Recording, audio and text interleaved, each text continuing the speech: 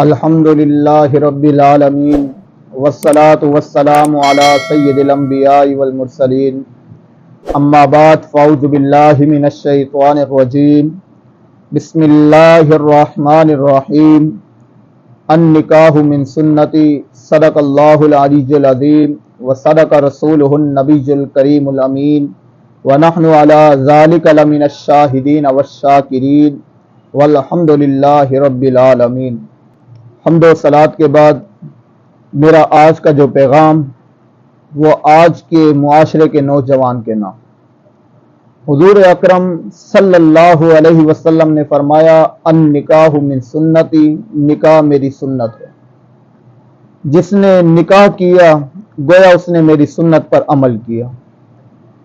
مختلف حدیث مبارکہ میں آتا ہے کہ انبیاء اکرام علی نبینا علیہ الصلوۃ والسلام کی جو پسندیدہ چیز تھی، چار باتوں میں سے ایک بات یہ بھی ہے کہ نکاح کرنا ان کی سنت مبارکہ تھی۔ حضور اکرم صلی اللہ علیہ وسلم نے فرمایا النکاح من سنتی فمن رغب عن سنتی فلیس منی۔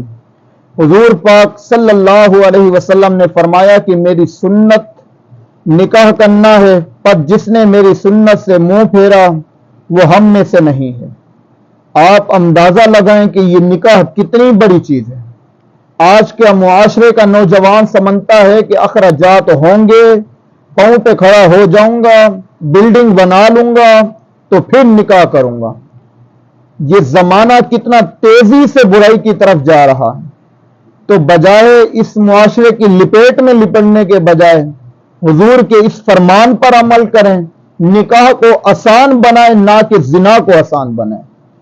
اور آج کا معاشرہ یہ ہو گیا کہ نکاح کے بجائے زنا کی طرف بڑھ رہا ہے۔ ان والدین سے بھی گزارش ہے کہ جن کی اولاد نوجوان ہے وہ شادی اس بنا پر نہیں کرتے کہ شاید ابھی ہمارے پاس کچھ نہیں ہے، تو وہ کم سے کم رب تعالیٰ کی اس فرمان پر تو یقین رکھیں ان یکونوا فقراء یغنیہم اللہ من فضلہ۔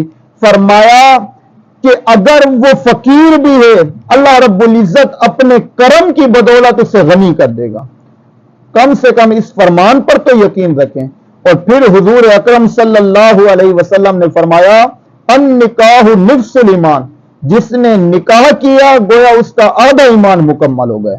اور پھر مفسرین اکرام فرماتے ہیں کہ باقی ایمان کیا ہے؟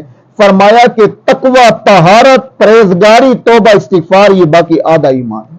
تو اپنی زندگی کو بجائے مشکل بنانے کے اپنی زندگی کو آسان بنائیں۔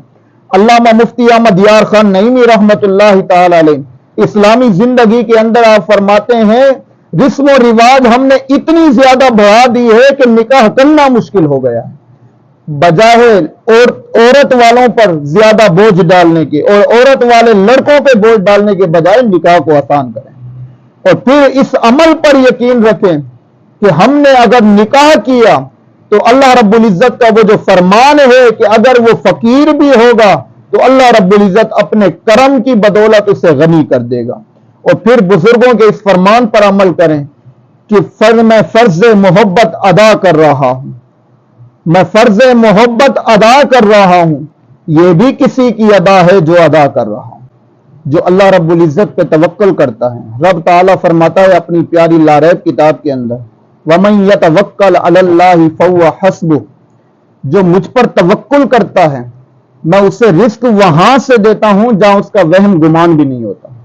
تو آپ دیکھیں جو انسان توکل علی اللہ کر دیتا ہے، توکل علی اللہ کرتا ہے، اللہ رب العزت اسے بھی رزق دیتا ہے۔ اور پھر حضور اکرم صلی اللہ علیہ وسلم نے فرمایا کہ تمہارا توکل پرندوں کی طرح ہونا چاہیے۔